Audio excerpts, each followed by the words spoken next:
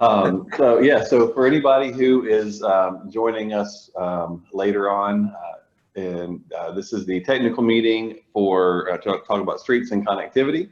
And I was just saying that sometimes when it comes to this topic, streets and connectivity, you start to wonder what it has to do specifically with zoning, and it tends to reveal stuff to us about zoning because in many cities that we work in around the country, the focus is on the transportation side of things and first, and then whatever happens sort of along those corridors or roads is secondary consideration. The way that we approach it is really really land use, character, context first, transportation second. And so what that does is it makes sure that you end up with the quality, the character of the place that you want, and then you design, build, and execute your transportation system to meet those needs instead of inverting it. So that said, having a conversation like this with the experts is important for us beyond just reading the framework plan and other documents that you all have. So I'm going to run through some questions here, and the conversation will go where it will. But first thing that we're trying to understand is really what are the biggest system concerns, transportation system concerns in the city. Obviously, with growth coming in, people start to say, "Oh, there's more traffic happening." What are y'all's thoughts on this? I think from us, one of the things we're trying to do is trying to set up more secondary systems. So instead of having to rely primarily on state roads, that maybe we can set up internal road systems within some of these larger subdivisions that function, as a higher class of road there. It takes time to build that up, but we're definitely laying the groundwork for those to start connecting in the future, and having basically just slip roads that can bypass some of the higher traffic areas such as National Highway and Bear Creek. Yeah, good. That's a good thing. And one of the things that we talk about too so often is really, instead of focusing on just improving the roads you have or widening them, really adding, I think kind of what you're talking about, really that secondary network. And I mentioned last night in the opening presentation how unique you guys were in the amount of connectivity that you currently have, even in your subdivisions and other areas of the city that weren't built during times when people cared about connecting. What are your thoughts on that? How did that even happen? As Glenn puts it, sometimes we just bluff. Or back then, I'm sure there have been a few different engineers that have been requesting those stub outs and some of that connectivity even before we actually have a regulation now that requires it, and we have to defend that quite often why we're doing that. But I think back then it was just a little bit of foresight of it should be there. Yeah, I'm thinking even subdivisions that were built even before people thought it was a good idea to connect. It was, so whatever happened, I'm glad it did. So that's great. Yeah, it was our pattern of development back then. If you'll notice, I mean, it looks like that's just the way subdivisions were built. Even in the 70s or so, you can see it was still connecting even back then in some of these 70s subdivisions. Yeah, that's what I was noticing. Well, one of the things that I will say, and this does relate to the zoning, I know that when we were working in Franklin on their ordinance, it was a real challenge for them because the ordinance says that you've got to stub in, and the existing neighborhood loses their mind, of course, when the new neighborhood comes and it stubs in, and they get enough people show up with red shirts on at a meeting, and they're like, okay, don't worry about it this time, we won't stub in. And then it's like, well, that's a big deal, and so really, I think probably moving forward too, one of the things that I always recommend is, and you guys may already be doing this so that it's not an issue, but really just making sure, and we can talk about it through this process as well, is how important that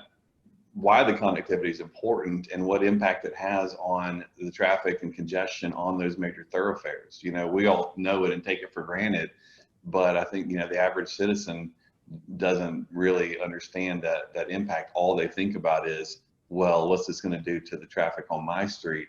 And you think about, like, who really wants to cut through a neighborhood with streets that are designed properly for neighborhood scale streets and weave their way through to get somewhere else? Not many people do. So it's more of a convenience, kind of like what we were talking about with that connection to the neighborhood next to the mall or by the Walmart.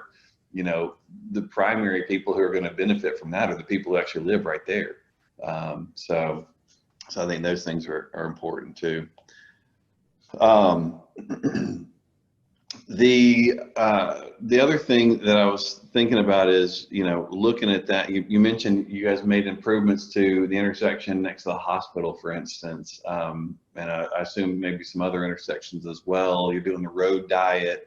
As you guys have been doing those kind of things, especially something like a road diet, I mean, was that a difficult thing to get people on board with? It's kind of cutting edge. You're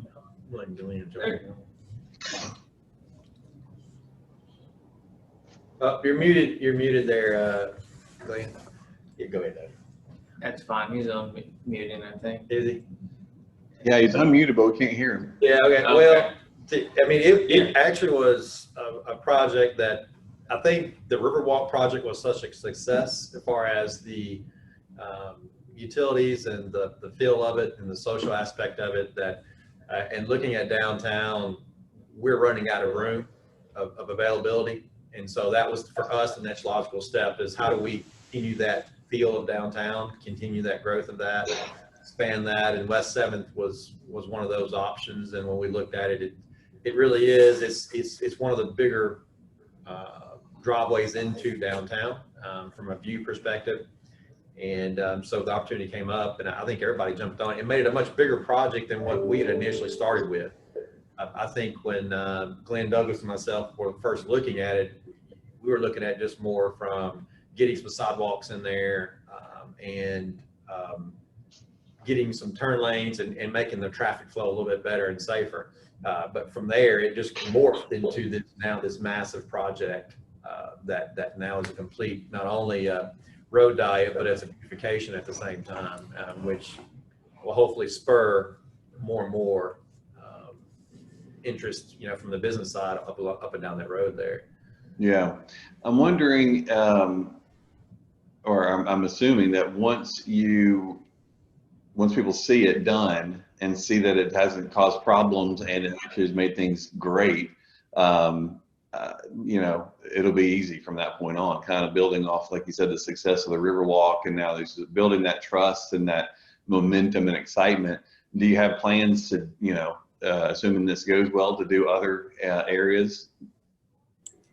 We do. I mean, we're taking a lot of heat, just like we did with Riverwalk. We took a ton of heat on that. We're taking a lot of heat on this one right now, but we're pretty confident once it's done, everybody will no longer be ungrateful about it or be hateful about it, I guess I should say. Are they just mad because of the disruption and the inconvenience of it, or just expenditure? Yeah, I mean, no matter, Glenn did the best he could. I mean, he kept describing it as a war zone, and that's exactly what it's turned into. And as far as the look on the road portion of it, and I don't think people didn't really quite understand what kind of project they were talking about doing, how much it was going to disrupt it, and then we also got complaints that people were starting to use streets that hadn't been used before as much. And now, you know, because we do have a really good grid system down here, so you can get almost anywhere without going on the same street twice. And so now those are getting used, and so now you're getting complaints of, you know, people are speeding and different things like that. But no, we do have plans. We're trying to get this one a little bit further along. We have looked at the next phase of that, continuing down West 7th and going toward, I believe, Glenn, weren't we going toward Trotwood? Yes, the first phase would just, or the second phase would just go to the split, and then from there we would go down Trotwood. Our ultimate goal would be to tie all the way back to James Campbell. What we would really like to do, and our vision here is to eventually have a loop from downtown all the way around finally completing James Campbell plan, coming back up 31 to where you have this continuous loop of this same type of look and accessibility. Yeah. Well, It's years and years, but sure. Since you mentioned James Campbell, have you guys done anything down there besides the intersection improvement? intersection's the only thing we've done. I know Glenn, and we've looked at it and trying to figure out how to make it a little bit cheaper option. We've looked at maybe doing the sidewalks just on one side instead of trying to do it on both sides. And doing the intersection improvements has lowered that price, but inflation has gone up so much too. So it's just a funding deal. And how do we bite it off? You know, maybe we have to do it in smaller chunks and getting some commitment to do that.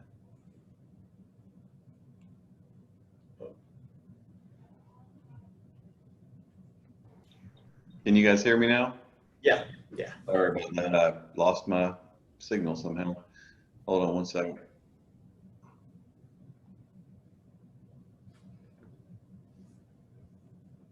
Everything's funding. I mean, money's I mean, these are big money projects.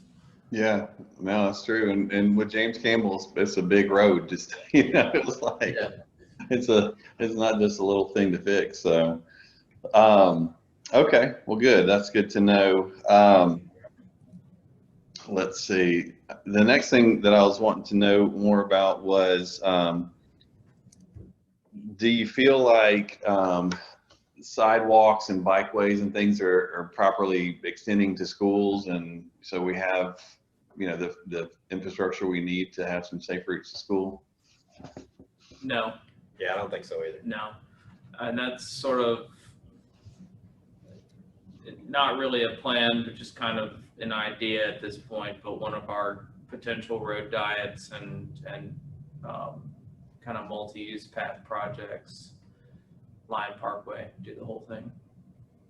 I know they complain out Tom Sharp a lot. Yeah, what we see is while we're achieving that within the new subdivisions, we don't really have a good plan for existing roads, especially in me. I mean, priority would be around schools, since I believe some of those are required to either walk or have the parent drive them. I mean, in those type places, you would think that it would be a higher priority that we could try to start a program to get some of that done. But yeah, that's where we're failing at, is on existing roads, and having a sidewalk program to start connecting some of these subdivisions that have sidewalks actually to these destinations, whether it's a school or a shopping district, wherever it is. Yeah. Well, I mean, and it looks like, I'm just looking at the aerial here, that you have a really nice distribution of schools around residential. It's pretty remarkable, actually. And so that seems like that would be, in some ways, pretty easy to accomplish because of that, at least with some of the schools, maybe. Again, back to your point about funding. My kids just started going to a new school this year. That, you know, we live in West Haven, and so for so long they've been able to walk to Perry Creek.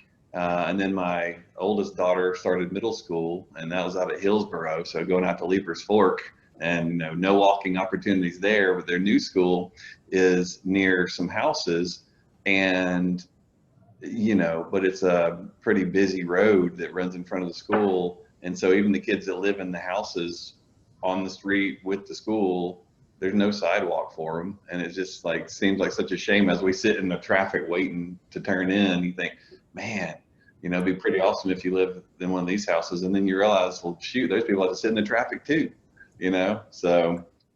Yeah, we got a great example of that at on Bear Creek, Randolph, Powell. There's actually two subdivisions, one right behind it and then one right next to it.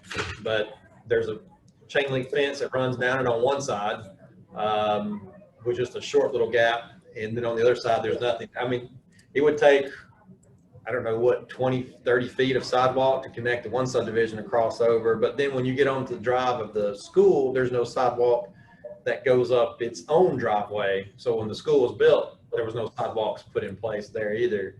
So I think it's not only just our streets, but also the school campuses themselves. We may have to look at connecting. And we Yeah. do have to keep in mind that our sidewalk requirement is relatively new. We haven't been putting them in traditional neighborhoods, but just for a few years. So we'll follow suit with some programs, I would think. Yeah. Was that controversial when you added that? It was. I bet. Well, I think it's one of those things that, again, over time, people say, "Oh man, those guys were geniuses back then when they put that in there." So I think it took twice to get it in there, I think, didn't it, Glenn? It took a couple times because we were doing the secondary utilities underground at the same time. And oh man, yeah. We had sidewalks on one side, and then we ended up getting them on both sides in the secondary utilities underground. So. yeah. And was it mostly just the development community pushing back on it? Yeah. Yeah. And realtors. Well, I'm sorry, I don't mean to go on and on about it, but I can't get over Riverside. I'm just sitting here looking. I didn't realize there was even a school there.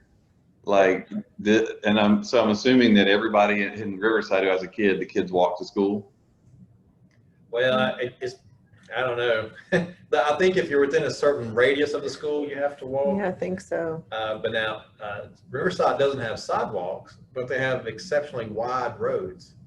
Oh, So there's a lot of opportunity in Riverwalk just to narrow the roads down Yeah. and put in the sidewalk that way.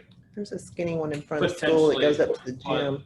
A lot of those houses don't have, some of them don't have driveways. And they do utilize the street parking, so you got to balance that out. So you'd be potentially taking that service away from them that they're currently using. yeah. Well, and it looks like, I mean, I see some sidewalk on 3rd. Oh, it's just a one little segment there, though, like a block. Yeah. Huh. Okay. Yeah, All and right. no real good sidewalk down Carter Street. I mean, that's where you would start. I mean, It's on one side, isn't it? It's on one side, it's very and it narrow. stops like At the gym? the crosswalk there where they go across. Well, even Riverside Drive itself. Yeah. Mm. And you've even got some commercial stuff over there as well. You do. But not like I mean, is there anything that's kind of like a neighborhood center per se? No, there's a small little grocery store, so to speak, there. Oh yeah, the vape store. Yeah, yeah. Yeah, you can get your bread and milk there, yeah. Hey, that's good though. That's the thing. Yeah, That's yeah, a I mean, start. yeah, but no, that's about it. There's a couple of little restaurants right there. And then some Some bars. indoor recreation. Gotcha. Okay. So in addition to schools, are there other neighborhoods kind of along those lines where you can walk to some of your daily needs? Mm. That you can't or can. Can. I don't think so. After Lane doesn't have anything, does it? Closest would be some of the old ones off Perkins. You can walk to Walmart, I guess, or But there's no like neighborhood center, there's no, corner store or anything like that in any of the older neighborhoods. No, not really. No. Okay. Got It's it. very little mix. It's it's either one or the other normally. Yeah. But and I think that just comes back to the zoning from, back then. It was segregated out to that extent. Yeah. Yeah. Do you guys have any of the old historic Sanborn maps or any historic maps that show uses and stuff? We do. Because one of the things that I've been doing recently is just looking at those old maps and making people say, well, oh, we'd love to have, a neighborhood center or whatever, some people, and then other people, even in the same neighborhood may say, oh, no, I don't want that. What is that? Because they don't understand what it means. But then I've been looking back at these old historic maps in cities we've been working in and starting to show people how mixed and diverse their neighborhood used to be with uses. And it just changed over time. And, for them to realize that there was like the blacksmith shop next door to their house and a livery stable behind and the, you know, whatever the case may be. And all of a sudden, you know, now they're thinking about these amazing, wonderful heydays of their neighborhood in the, you know, 1800s or whatever it was, that they would think of fondly, and realize that those were acceptable and useful uses in the time. And then maybe also too, kind of just educating people a little bit more on, like, you know, if we say, oh yeah, you know, you could have some neighborhood conveniences you can walk to, and they're like, oh, you mean like Frank's Bake Shop, you know, or whatever. And it's like, well, maybe, you know, like anybody in Riverside, like, you know, do you get stuff at Frank's, you know, like, is it useful? I mean, besides bait, and, you know, oh yeah, we go there and get to this and that when we run out of milk or whatever. And they do most of their shopping at the, you know, Kroger or Walmart or whatever the case may be. But just kind of have people remember, you know, re-educating people about that kind of stuff. And you know, some people may think it's a great idea and others might not. The reason I mention it here though is because you do have so many kind of, you know, young families and people moving in who are into all this stuff, like I showed in the presentation last night. And so, you know, how do we provide those kind of experiences that people are looking for, and have the zoning allow it, you know? So, all right. So what about, when you're looking at, you know, biking and walking and things, I mean, is it, do you guys feel like you're building the system now, or that you're adding to one that's already there and pretty good? Do we have a bike besides Riverwalk, a bike lane system? Yeah, bike lanes for us are not, almost non-existent from that standpoint. I don't know, Glenn, what do you think? Is Glenn not even on? Is he? Okay. Oh, yeah. In a way, I feel like we're basically building it where we can add to it. We definitely are going to push to add to it, but most of the areas that we're building, there's nothing there.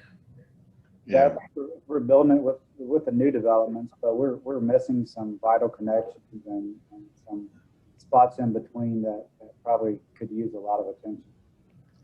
Okay, that's fair enough. And you know, one of the things too, when you don't spend too much time in Columbia, when you're an outsider and you go around, all of a sudden you start realizing you guys have some serious topo that, you know, I just don't think about, because most of the time you come in downtown and it's in the part around the square and stuff is pretty flat, but even right outside the square, it's like, woo, you go down and some of the neighborhoods, it's, you know, so walking and biking, you know, it's without the proper facilities are, you know, really, you know, probably not going to happen.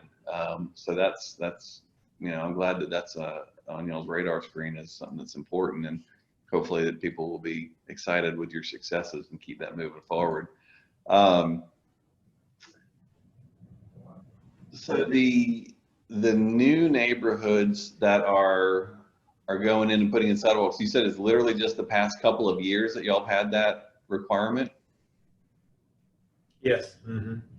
So that, and in the past couple of years, man, I know y'all been growing. How many new neighborhoods do you think you've gotten in over that time with sidewalks? I don't know. I mean, I don't know. I really don't know. I've never thought about looking at it. Well, and on top of that, it's also what's been approved. So the things that have been approved have them in there. So we're probably a few thousand units have been approved with sidewalks. We had a number, you know, from 2006 approvals that were PUDs that had them. Grove Park, Honey Farm, Arden Village, all PUDs had to have have them. That's right, PUDs had to have So we kind of stretched that earlier, and that was the testing ground, I guess, for the straight zoning. I'm trying to think. Straight zoning we have not had very many. Autumn Brook, maybe. Yeah, straight zoned neighborhoods, But if you think about it, or large ones. almost everything has been a PUD. Almost everything except the ones that are, you know, probably like what, 60 lots or less. Yeah. But Yeah, Highlands has sidewalk, That's Pud. but yeah, And so the good we're news probably 12 is years, for people, 12 years, yeah. 10, 12 years of sidewalks now. okay, so the good news is that developers still kept building in the city, even though, look at that. You know, I imagine that the first day y'all brought that up, they probably, you're gonna put us out of business. It's gonna stifle growth and Yeah. development in Columbia. Yes. And so, well, good for y'all for sticking to it, for sure. Is there, Glenn, a Crash that. good network map? You have a good map of all your sidewalks and Oh, gosh. Oh, connections? No, we don't have a map. We have aerials. Yeah, that would be nice. We have a good map of our road Nice network. picture. We do need to add the sidewalks in there though. That would really help with planning effort. Yep. Yeah. Who's GIS guru these days? Paul Kilton. Douglas. I Oh, can yeah. learn this new one. Yeah, This new one. I play around with it when I have time, which is not.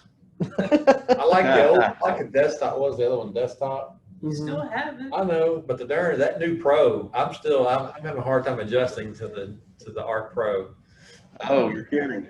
Well, we know who you need to talk to. Our buddy we partner with on all of our comp plan projects and regional kind of stuff. He's a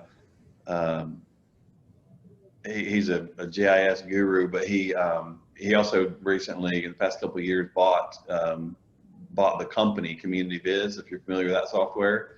Yeah. And so he owns the company now, and they do all kinds of trainings and things. So Really, I didn't know that because I've been looking for some, couldn't find any. oh, you're kidding. Oh man. Yeah, I wanted to bring somebody in and kind of, have hosted here, or we go to them, that kind of thing. But Oh my gosh, I can't believe it. He's going to be so mad that you couldn't find anything. So I can find it. I will send, I will connect you guys via email today, and we'll get you where you need to be, because the place is growing like y'all are growing. You got to keep up with it. Otherwise it's just impossible. Yeah, you know? yeah. It just changed so much from the previous version and we don't have a lot of time to just sit around and try to figure it out. So we just been, we're using it, but nothing like what I'm used to with the other program, with the previous version. Sure. Well, and I think too, I mean, again, while it seems tangential to zoning, having a pedestrian bike kind of network map to go along with this discussion would be, super helpful, even if it was just, maybe you mark it by hand, circle the neighborhoods or whatever the case may be, and it's just done in Photoshop or InDesign or something for now, so there's a visual with it, so people can start to see, when we're talking about walkable streets and all of that and the importance of this and that, it helps them start to see holistically how it's important, how it could benefit them too, moving forward. So, all right. So how is the traffic? I mean, I actually haven't heard anybody complaining about traffic there. It has its moments, but it's lots of No, perception. our road network is exceptional. People complain about traffic and congestion, but that's from a perspective of Pleasant. No, I mean, there's some peak times. We've got some hot spots that are peak time deals, but for the most part, the system as a whole. it's a high level of service. Yeah. As a whole, there's a high level of service. There are certain intersections that do Trotwood at 5. that do need some improvement. Yeah, our Trotwood corridor is bad, and that's 31 at peak times can be pretty rough at the intersection. there's a few, but in general, I mean, the road network is pretty darn good. Okay, well, that's good. And one of the things that we were really struggling with in Franklin was on the side when we were working for the city on the zoning, but also when working for private developers on new mixed use development and stuff. you know, the level of service expectations from within the city, you know, is really coming from the, you know, engineering department there. And the engineering department, you know, their thing was they really thought that they were responding to what BOMA was expecting. And so it was like, you know, well, what do you want me to do? You know, I may agree with a reduced level of service to enhance community character, walkability, bikeability, et cetera. But, you know, if the elected officials want something else. So do you find that the elected officials are, you know, expecting you to have just, you know, incredible, you know, free flowing cars all the time? Or are they understanding that you know, a decreased level of service can increase community character? Oh boy, that's a loaded question. I don't know that we really got. Yeah, I think most of the time it's staff pushing the issue that this could be a potential problem. We've had a few developments that we've been against that we've said, and that traffic was one of the reasons why, more safety based than capacity. But I don't know that that's on the radar right now. You know. Okay. Well, that's good. That's something that we should talk about and really, you know, as a team, all of us get on the same page about, make sure that we're all comfortable, because I don't want to be marching out a message that, you know, doesn't sync up with what y'all think or believe. But, you know, it's at the end of the day, when you start talking about, you know, growth, and you start talking about, you know, densifying, or, you know, in certain areas or whatever, even as downtown grows, I mean, I think really looking at the pros and cons of that, you know, like imagine the desirability of Columbia today versus 10 years ago. And, you know, but you have worse traffic now than you did then, and it's still okay, and you're still desirable. And then how downtown deals with traffic a lot better than some other areas of the city because of its network. And so I think, you know, really making some decisions about, you know, what we want to move forward. Because you mentioned, Paul, you said, you know, staff points out this might be a problem. And that's kind of how, you know, Franklin would phrase it too. They say, well, you know, if this development goes in, it's going to cause, you know, a problem. And or even if they were more neutral about it, they'd say it will reduce level of service to an F, or whatever the case may be.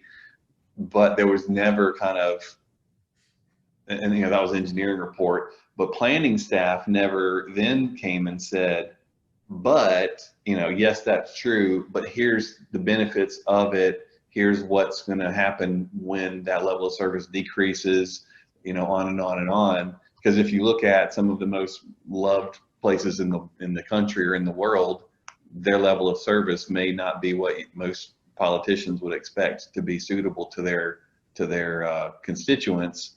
But on the other hand, you know, they may be an incredible place for tourism because they're so wonderful and walkable, and traffic moves so slow. And so having that more sophisticated discussion as you all move forward with these more advanced ideas and things like road diets and other things that the citizens are looking for, it will be important to get there. So I'll put that on our list. I think it's a little bit location based with us too. You know, as Becky's kind of found out and talked about it a little bit, is that, you know, we're as a staff dealing with some very long reaching city limits that complicates a lot of the things that we try to do as a whole for the city as a plan.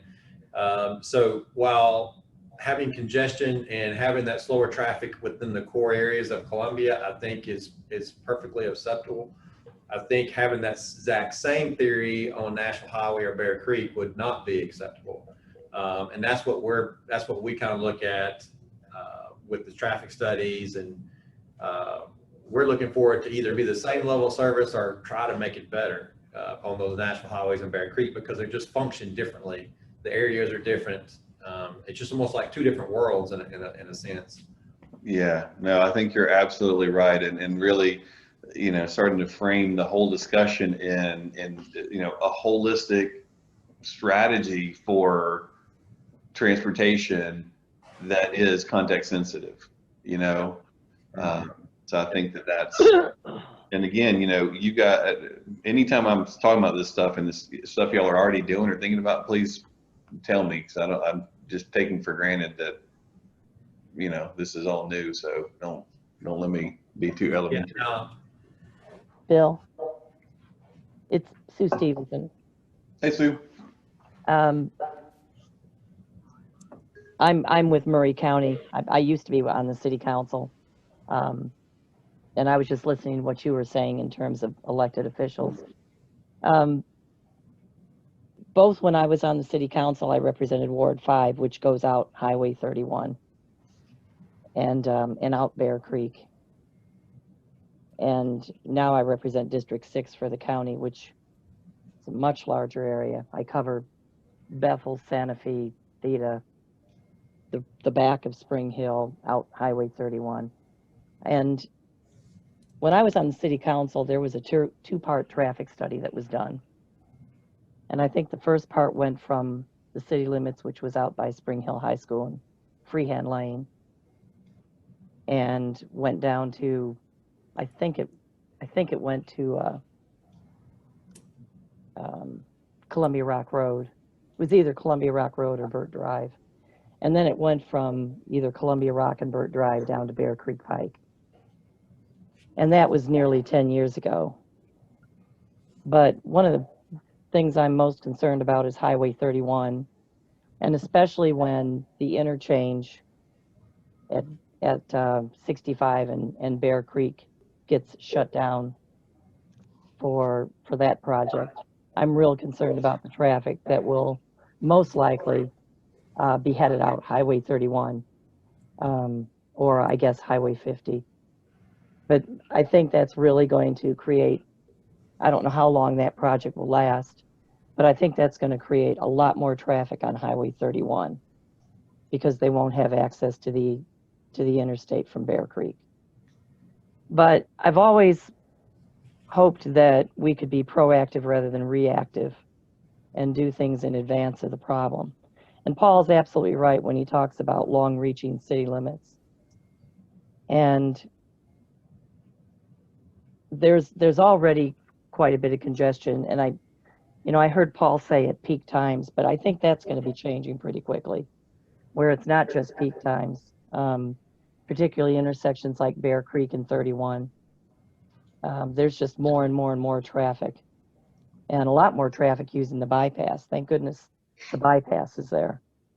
But I think Highway 31 was designed to be a thoroughfare where traffic would keep flowing.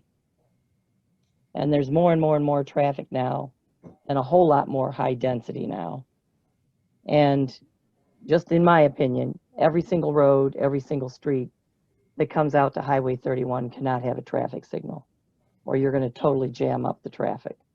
We already run into that problem at certain times of the day when General Motors is getting out, when Spring Hill High School is getting out. That traffic, because of the two traffic signals there at Springmead Boulevard and Arden Village, traffic can be backed up all the way to Rippavilla.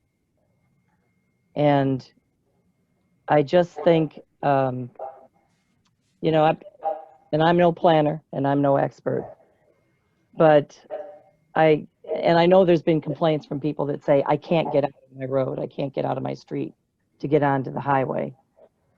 And I always hoped we could do something like a frontage road where where there wouldn't be lights at every intersection, and traffic could flow down parallel to the highway to get to traffic signals. But I think we really need to start thinking about Highway 31, Bear Creek Pike. Of course, those are also state highways.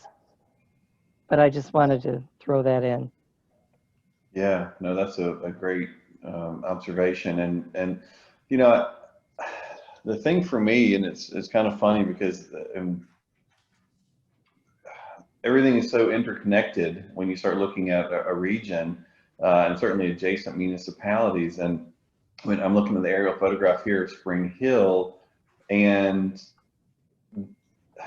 I mean, the fact that it's what, a mile or so between, what is this road here? Whatever the north-south road is, it runs parallel to, it says Buckner Lane, I think. It runs parallel to 31, and that's really the first time you can go from, you know, Thompson Station Road all the way down to Duplex Road, and then you got 65 as the next north-south. And the fact that all those neighborhoods come through and, you know, didn't connect to each other and all of that. So all of that traffic dumps out onto 31, and it has an impact on everybody. I think that, you know, everybody's got to start really thinking more regionally about these kind of decisions, and you know, making sure that everything you do is going to, you know, have a positive impact, because there definitely are thoroughfares that need to just move traffic. But when you've got every single house, every single neighborhood and business essentially dumping onto 31 as you go through Spring Hill. I mean, I mentioned the other day or last night that the one thing that you keep hearing consistently in you know, nearly all the communities around, is, you know, well, you know, the one thing we want to do is make sure we're not Spring Hill, even though Spring Hill's growing like crazy. And I think it's probably, they're just talking about their experience driving down 31. They're saying, we don't want that. I don't know what else it is yet. I'm looking forward to learning more about what that means. But I think, you know, lessons need to for sure be learned from that 31 corridor experience as you guys are growing, to make sure that you have enough parallel roads, and not just, you know, sort of highway style slip roads even. I mean, there's ways that, you know, you can make those, you know, these secondary roads part of sort of the more, you know, attractive part of it. And then essentially a road like 31 is just, it really is just moving the cars. And so you got character on the one side with the parallel roads, and cars on the other side with this, you know, kind of regional speedy traffic. And there's all kinds of ways to do it, but it's tough. Another, and of course this would be something years and years away, but I always thought that if you had another bypass that maybe went from like the Saturn Parkway on that side, and then lined up with Tom Hitch, that would bring you from the Saturn Parkway down to Bear Creek and to Tom Hitch, where people could take that down to 50. I mean, that's obviously a huge, huge, huge dream, and I don't know if it's feasible, but it was just something that I've thought of, that might be something to look at in the future. Yeah, and you know, one of the things with bypasses too is, for so long, so many communities were trying to create these bypasses, and you know, in the process, the more of the bypass they built, the more their downtown suffered. And so, like, you're looking right now at Franklin starting to, you know, finally make the final connections for Mac Hatcher and other things. And you know, downtown Franklin is so strong and such a destination already. I think that it'll, you know, survive it, because I mean, even when Mac Hatcher is completed, I'll still drive through downtown Franklin just because I want to, because it's an awesome experience, and you know, there's stuff down there that I need and want. And so, you know, as you look at different types of bypass solutions and things, just always kind of keeping in mind what are the unintended consequences for our really, you know, sensitive, delicate areas that we are trying to cultivate, for sure. So everything needs to be symbiotic. So like if you have, you know, new development along Tom Hitch or some of these other roads that kind of go around things, making sure that it's, you know, like, okay, well, how does that strengthen or work with our downtown or other areas that we're trying to enhance, instead of being competitive with it, is a good strategy. So, all right. Let's see.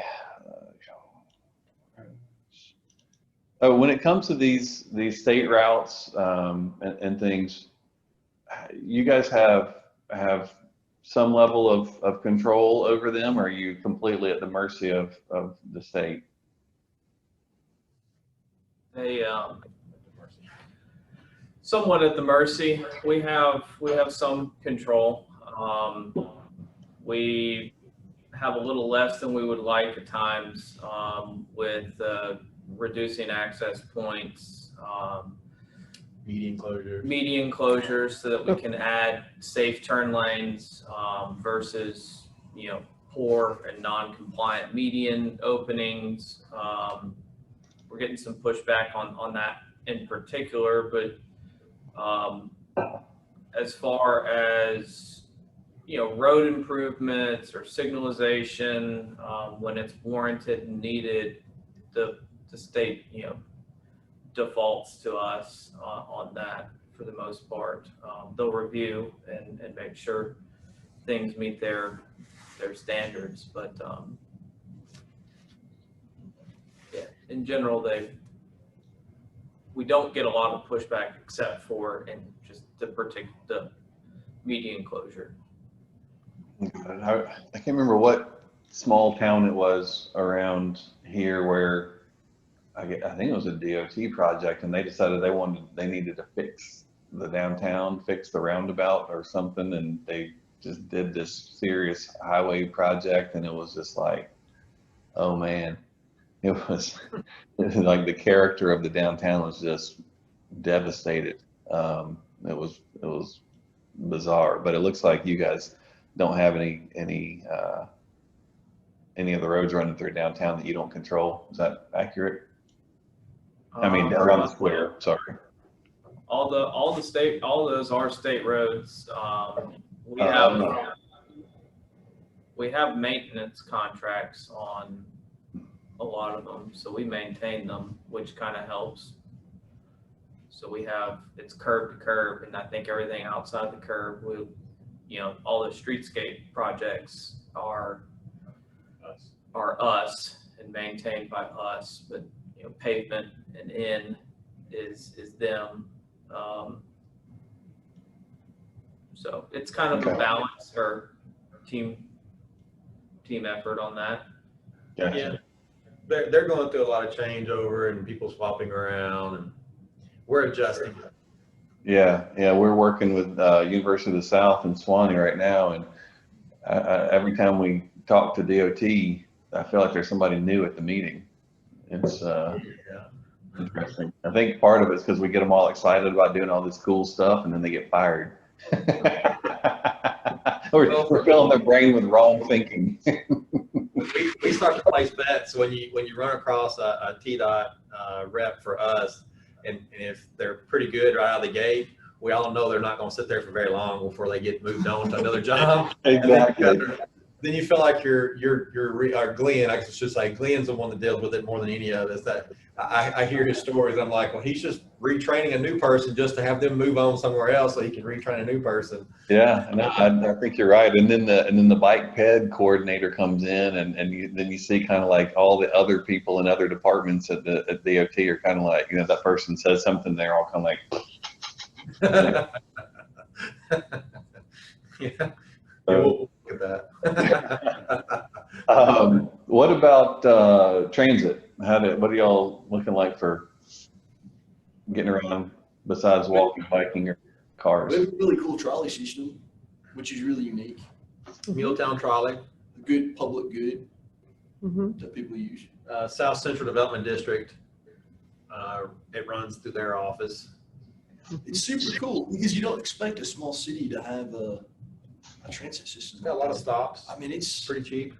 It's really cool to have. Their ridership's gaining, so that's good. And it's a transit system for everybody. It's not just, I know like a lot of regional planning agencies, they'll have like elderly, disabled transit system, but it's for, you know, everybody can use it. It's a general population. We've been working with RTA some, but there hasn't been a big push to do that yet. I know we've been meeting on the, what's it called, Glenn? The South Corridor Study? South Corridor Study with GNRC, but we keep looking at an RTA for a bus stop, but just hasn't been that push yet to go ahead and sign the contract and pay the fee to do that. Well, we just recently joined the RTA, so that was kind of the first step. And then hopefully now we'll get a stop or location closer to downtown Columbia for that service. Yeah. Becky, do you know if we have a trolley route map?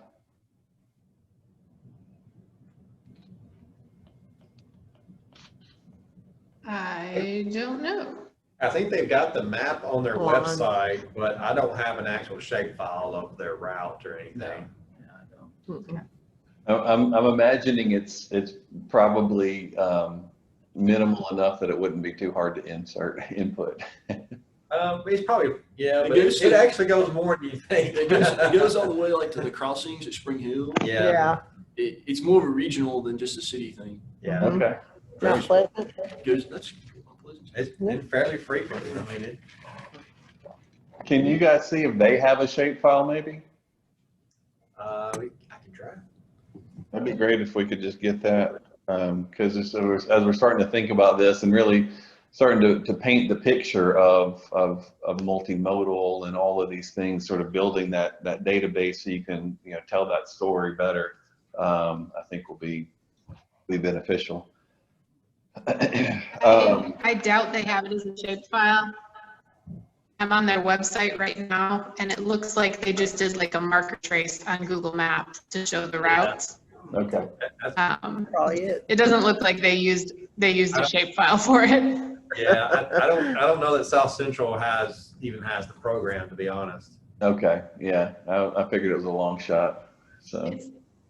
It's really simple though. It wouldn't be hard to trace. Okay. Becky, could you just send me a screenshot of it or something in the meantime?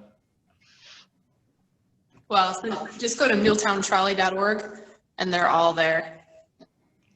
Thanks. Because it's 4 different ones and 4 different maps. Okay.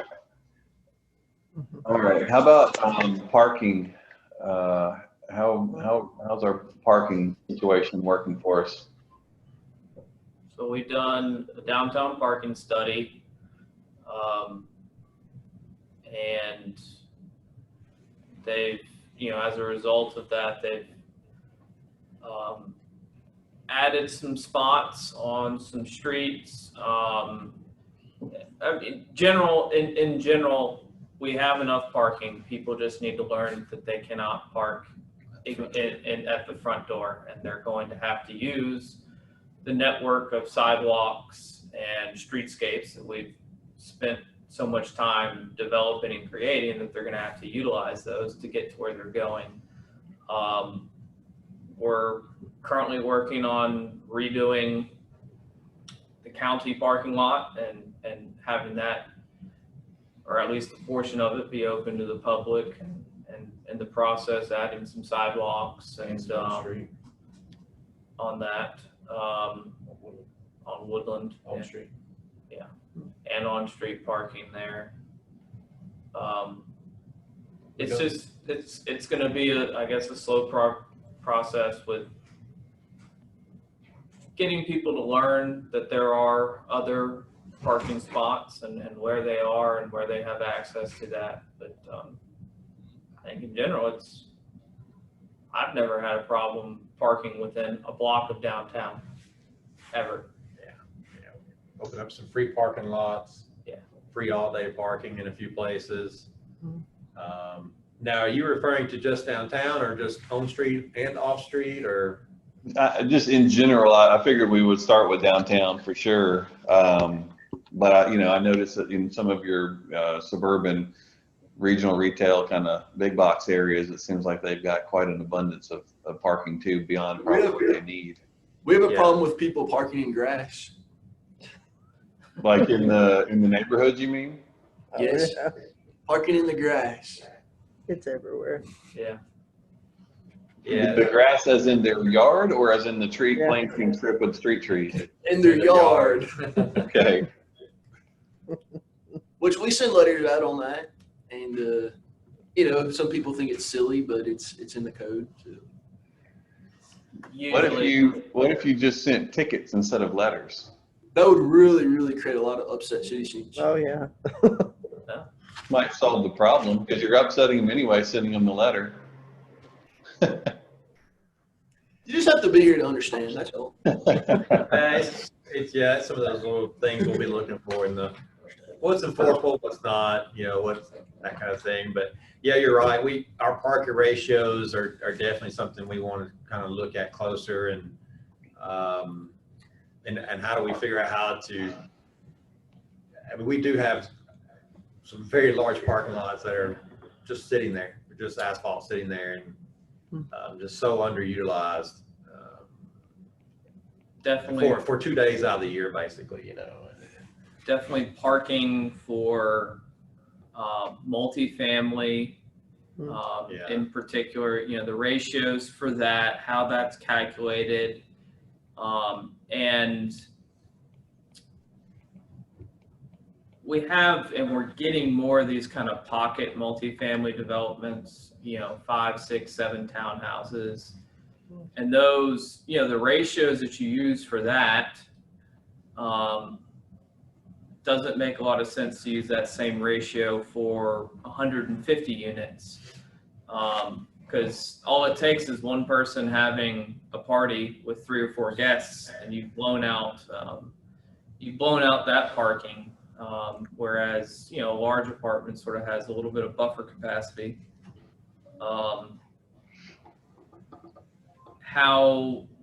What driveways, garages, sidewalks, how that all factors in, where additional parking is sort of distributed and how that's distributed through multifamily developments. Because a lot of times they're not able to meet the overall requirement between their driveways and garages, so there's typically some extra parking scattered around for guests and whatnot, but how that's utilized. Yeah, one of the things that we ran into in West Haven when I used to work at Southern Land Company was the city was really focused on this idea of guest parking. And so they said, well, most people don't park their cars in their garage. They park their junk in their garage. And that's a fair statement, right? And so you say, okay, fine. You don't want to use your garage. Well, that's the way of on-street parking. So you can park on street. And they say, well, yeah, but where are the guests going to park? And so they required all the houses to have a 22-foot parking pad behind the garage in the alley. And so then you now have streets that are designed to have on-street parking on them. So they're wide enough to do it, and it's there, but it's not marked on-street parking because it's a residential neighborhood, and you wouldn't do that except for in a more urban portion of the city. And so then the residents who aren't big on street parking or good at parallel parking or whatever the case may be, park on that parking pad. And now the streets that are designed to be safe and slow and pedestrian scale and all of that are wide and speedy. And in order to accommodate the theoretical guests or the party that happens every so often, kind of like the day after Thanksgiving at the Walmart. And so what you can find is in the townhouses, there's like certain streets that have townhouses on one part of the street and single family detached houses on the other end of the street. The single family lots, you'll hear the cars go whizzing by, and then they get to the townhouses and they slow down. And what happens is, because there's not as much area to park the car in on the townhouse lots because they're smaller, they tend to on-street park more often. And so you actually can see the slowing down process happen because of that friction with the on-street parking being utilized versus not utilized. And so you have to really think about, this guest parking thing, how often it happens. Is it really something that needs to be designed for or built for? And, what are the consequences, if you are doing that? So I look forward to learning more about that. And on the downtown though, we probably do need to be mindful of as it continues to grow, and at what point should you require that facility have some off-street parking? Because as we're starting to get more and more residential living units above, that if that continues like it is, then those are parking spaces that well, basically you can count on somebody being there a lot, or it's a space in general that's going to be set there. So if somebody want to build an apartment complex actually in a downtown zone right now, they wouldn't have to provide any parking on their site. They could use all on-street parking. Oh, wow. Yeah, so we're a little bit vulnerable in that regards to, it's just everybody in that central business district zone can use on-street parking for their requirement. And so that can only go for so long before then we really do have a parking problem. So we might want to just, I know that's one of the things I was kind of looking at. Yeah, well, that's, it's really interesting. I mean, it's a very advanced thing that you're describing, because in a lot of cities, they're actually taking parking standards out, parking requirements out of these more downtown or urban areas. And so the fact that you guys are already there is kind of interesting. You're not having to go backwards. You're thinking, well, maybe we need to add them in. And so we really do need to think about, well, there's some cities are thinking, let's take the parking requirements out in the downtown. Why did they do that? And then, is it needed for you guys to do it? I need to look at that parking study more carefully just to see what that utilization rate is right now for on-street on the average block. So that's interesting. Okay. And then, we saw in the Connect Columbia, access management being an important topic of concern in the city. Anything, moving forward need to be, taken into consideration. I mean, obviously you look at all your sort of big corridors and you've got tons of curb cuts and all that. I know when we were looking at the the James Campbell plan, one of the things we were trying to do was, limit those curb cuts and try to, have the sort of secondary access off, creating a block structure, if you will, which is a challenge in that context, but certainly doable. How much traction do you think there is for putting that kind of stuff into the zoning and in those areas that might be unexpected? I don't know. We get a little bit of pushback, in particular with shared accesses, easements. It's funny because it's not, there's no consistency to it. They might be totally for it or totally against it, depending on the project. We've had businesses or developments come through and be able to get out of the requirements of sharing and access, and we've had planning commission say no, you got to put that put it in.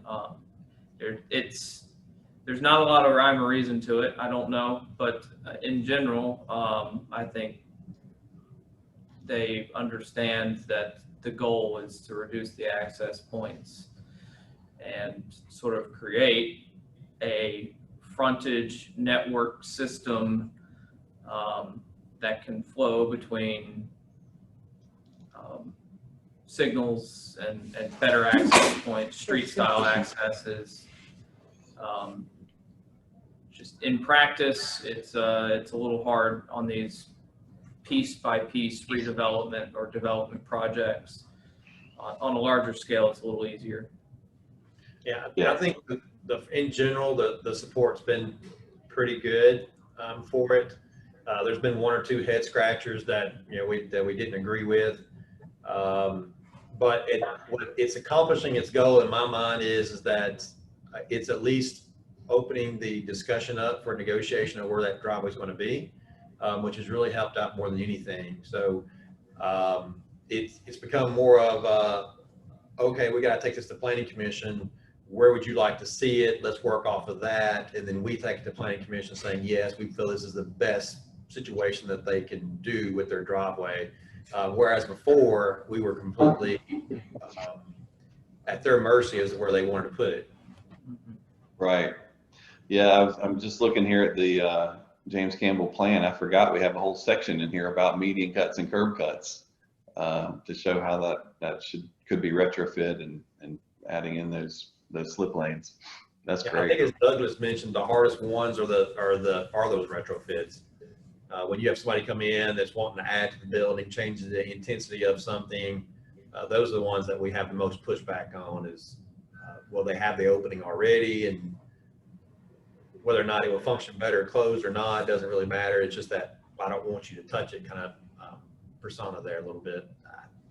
Yeah. But as far as I think it's probably one of the, of all the, we did Connect Columbia, Access Management, and the Master Transportation Plan kind of all at that same time.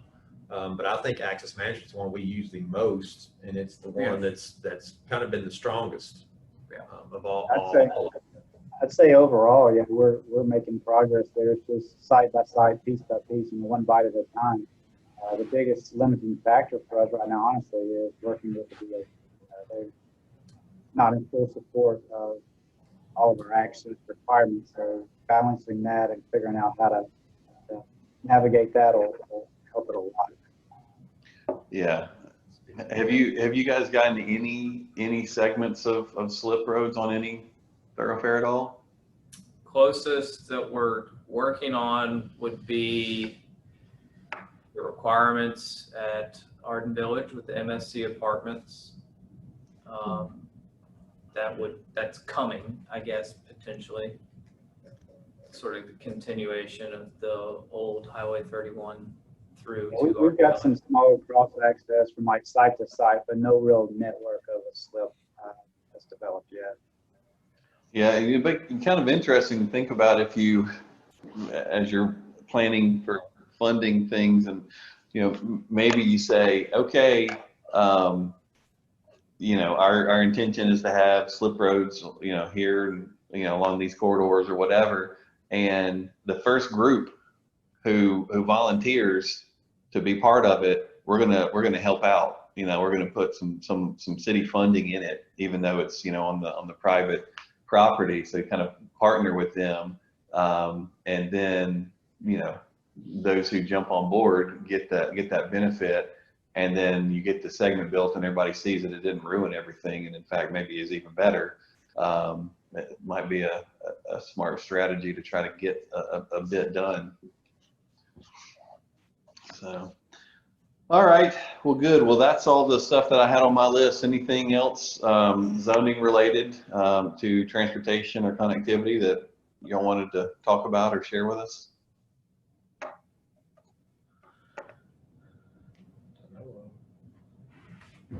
With my list, I have my list of things. Is that what this? No.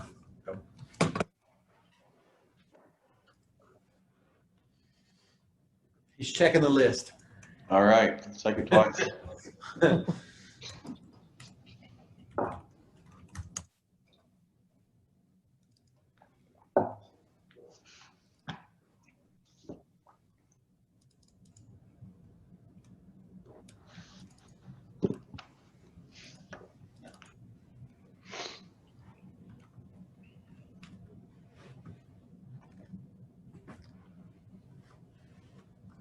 Yeah, I think for the most part, restating a lot of what we already have will be good.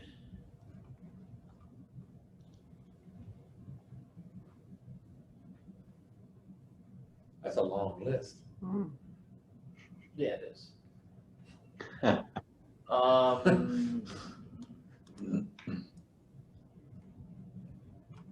not really connectivity.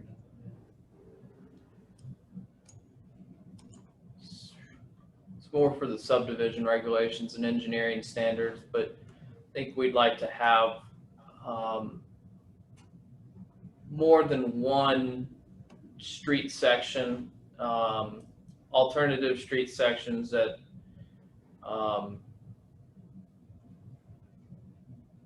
maybe, you know, like a road diet street section or a different one that has the intent of on-street parking being utilized versus, you know, our streets right now are wide enough. You can park on the street, but that's just sort of, you know, it not fully utilized, and it's not really fully intended to be that way. We need minimum standards for multi-use pathways.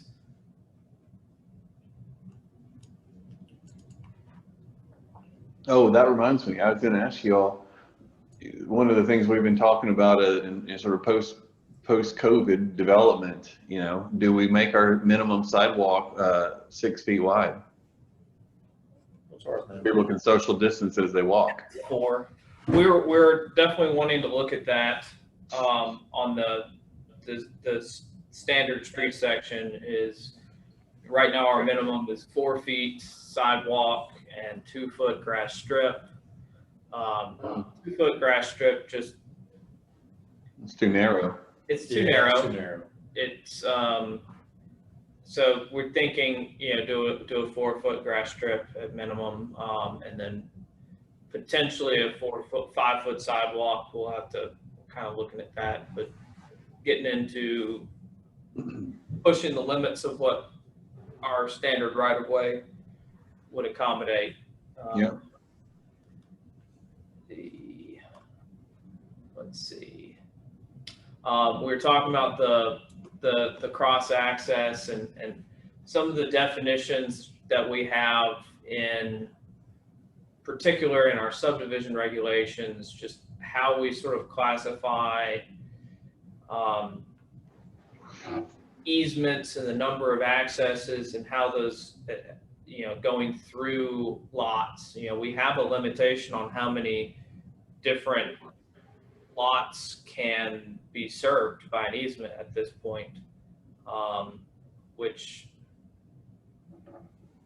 you know, the intent was to not have 18 flag lots off of one easement, but it doesn't make sense in the context of access management, where you may have 5, 6 different business parcels utilizing an access easement. Yeah, just difference between commercial and residential. Yeah, talking of the parking and driveway standards for all residential uses.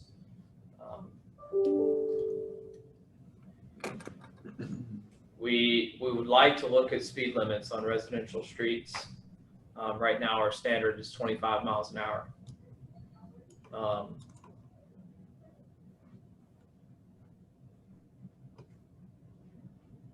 You guys have the authority to set them at whatever you want?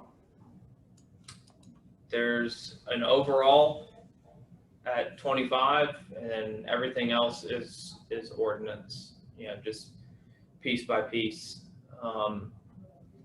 We probably, as a city, need to do a whole speed limit map that actually establishes things correctly, because they aren't. We have probably multiple regulatory signs that have not been established by ordinance, and we probably need to do that. But that's, in general, it's been handled by Public Works.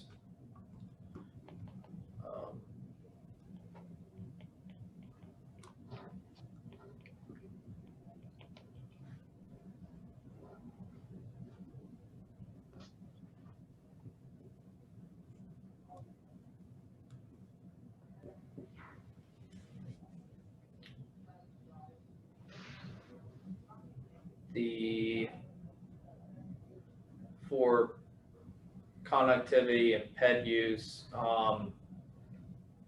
sidewalk, having a little bit more clear definition of sidewalk requirements inside and within a private development. What do you mean by that? So an apartment complex or Mobile park. mobile home park, yeah. You know, we have pretty defined standards for what we have on a city street, but we don't have that necessarily within, As far as placement? as far as placement, width, Yeah. any sort of buffering, you know.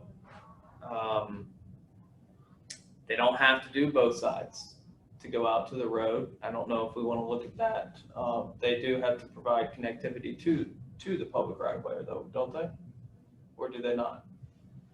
I think the way it reads now is just within the development, you know, to any open space or That's right, yeah. parking facility, that kind of thing. Yeah. So they should probably, I mean, we should probably extend that to their access point, I would think, so that in the future they can connect to the roadway system network.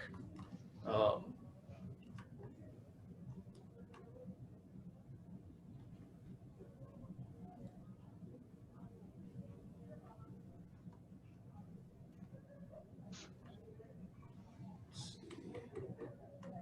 through this again. I guess that's more of a, yeah, that's not yeah. The connectivity thing. Anything? You see anything that I've missed? No, I was reading through it with you. See if anything jumped out. What's the connectivity ratio comment? That would be, yeah, that would be for subdivision regulations. You know, we do have in our subdivision regulations, we kind of have a not very strongly worded requirement for, you know, kind of maximizing the connectivity ratio so we can eliminate these cul-de-sacs and things that we can't always make that work because of limitations of grade or shape of the developments themselves. So we haven't really been able to put much teeth behind the connectivity ratio requirement, but something we were just on our mind of how we look at things, trying to maximize that connectivity within a subdivision development. Yeah, and that's easy enough. I mean, we'll give you some language that basically, you know, requires roads to connect with the, you know, a few specific exceptions that are quantifiable, that somebody can prove that they have a need to make an exception. You know, in general, it's usually pretty rare that through good design and planning, someone can't overcome a topographic or site obstacle. But you know, we have the language for that, so that's no problem. Okay.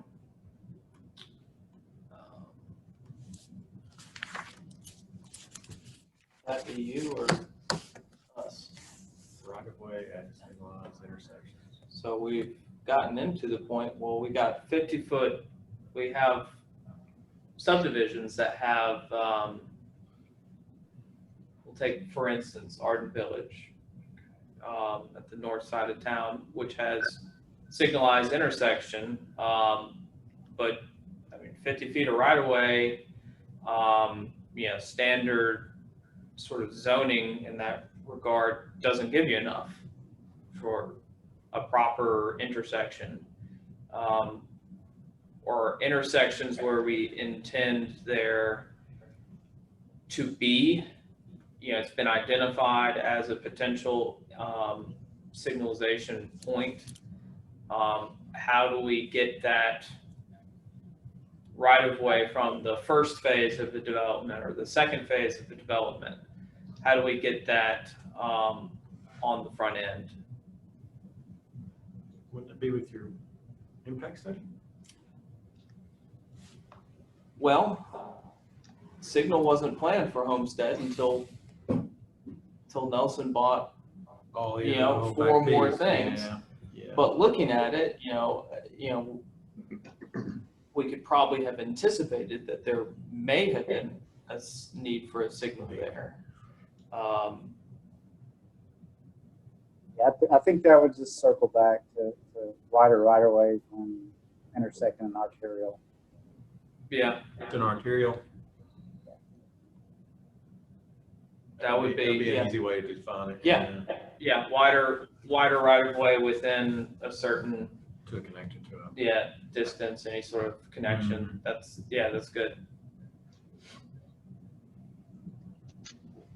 Okay, awesome. Can you send us that list so we can make sure we? Yeah, it's kinda- Man, you don't want this list. It's kind of just, this is just over the course of 2 years, if I thought of something, I'd just, you know, vomit it onto the page. So there is no rhyme or reason to anything, but I can send you that. Well, how about this? Let me revise my request. Can you distill your list and send it to us?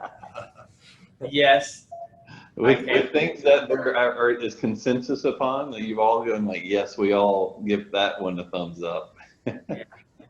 yes. And a lot of this is just stuff that like we don't have an answer for. It's just things that we have some amount of problems. So there's not a lot of context with some things. Like I have slopes over 3 to 1. Like that doesn't give you guys any Well, it meaning says to in flood hazard anything. areas. Yeah. Buffer but- ordinance, Yeah. parking stall grades. I mean, some of that's Yeah. pretty self-explanatory. Some of it. Eyebrows. Yeah. You can clean up a little bit. Yeah. I'll work on that and see if I can get that to you. You just Yeah. carry your more. I did. How quickly can you get it to us? Like in the morning? Yeah, sure. Great. Yeah. I'll stay over late. Man, it must be a long day. Good job. Maybe I'll just come in on Saturday morning. They still be here on Saturday? Okay. That's right. Yeah. From more This than thing runs through. Planapalooza is a weekend event. That's right. And we do our technical meetings while we're here too, right? All right, well, it looks like we've got, The show and hit our tell. time limit here. I want to respect everybody's time. Sue, did you have any final thoughts before we jump off? No, but thank you. Great. Meeting coming up in 30 minutes to talk about architecture and design, I think. We will, in these next 30 minutes, if you guys want to shoot emails around to all the architects and designers and builders and whoever you know to make sure that they're going to jump on here so we can get their input, that would be awesome. George and James on too, I know. There's a special code that's different than the normal code to get in on Saturday. Is there? The alarm. Yeah. All right, I'll see you all soon. Come on, we'll meet. All right.